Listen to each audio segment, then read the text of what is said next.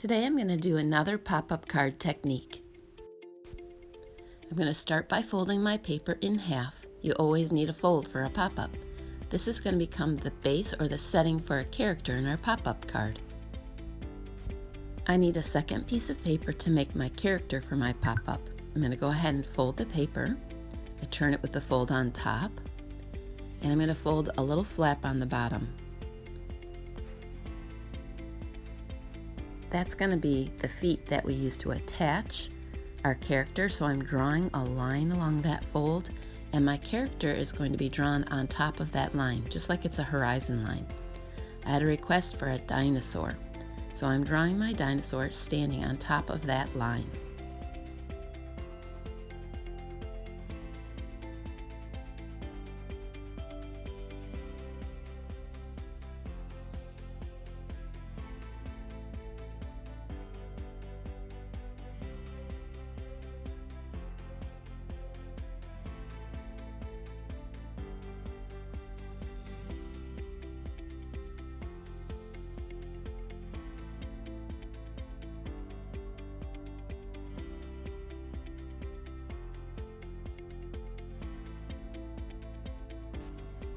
Now it's time to cut out my character.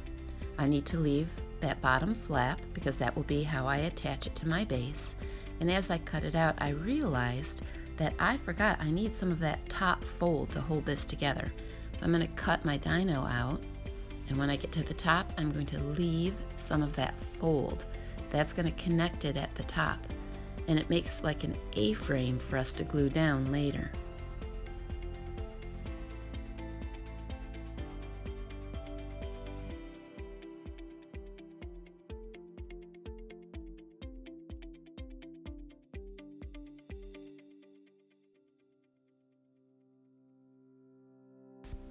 I decided a thought bubble would be a good way to use that extra space.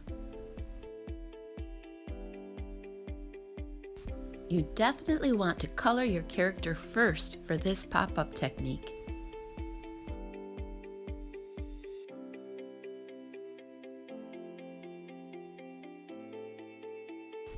Now I'm going to design and color the base for my pop-up. This is the setting for our character.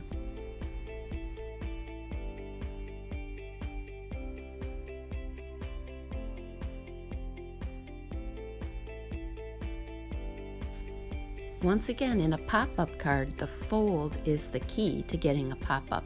So I have my fold right down the middle of my base. I have my feet for my dinosaur that I'm going to use to attach, and I have the fold on the top that's holding it together.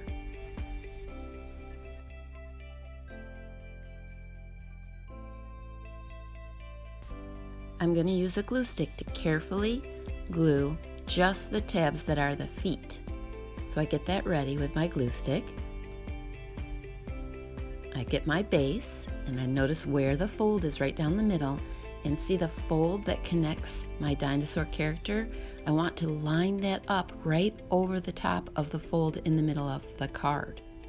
So I'm pressing my feet, and I'm lining up those folds carefully. I'm going to check it, make sure it closes and opens. And now I have my character lined up, popping up on my base.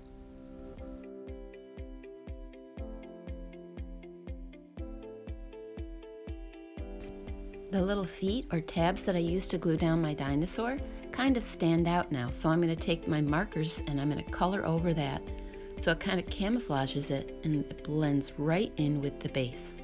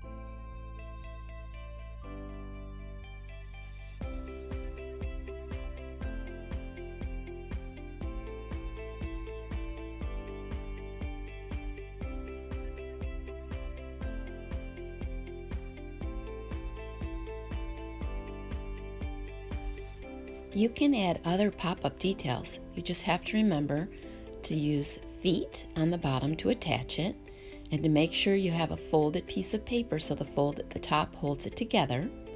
And when you add it to your base, make sure you line up the fold on your pop-up feature with the fold down the center of the base. In this case, I'm adding a little tree next to my dinosaur.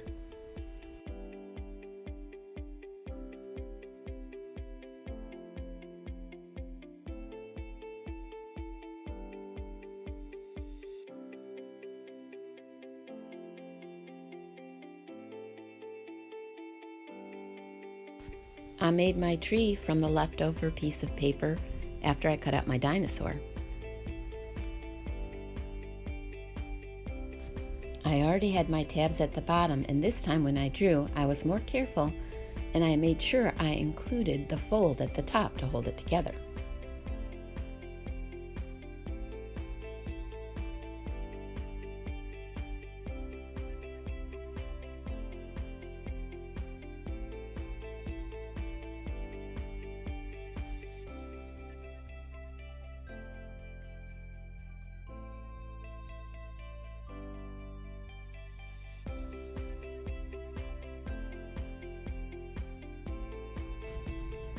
So here's my finished dinosaur. Just remember, once you learn this technique, you can make any character in any setting. You draw whatever you like on your base and fold your papers so you can add any character you want.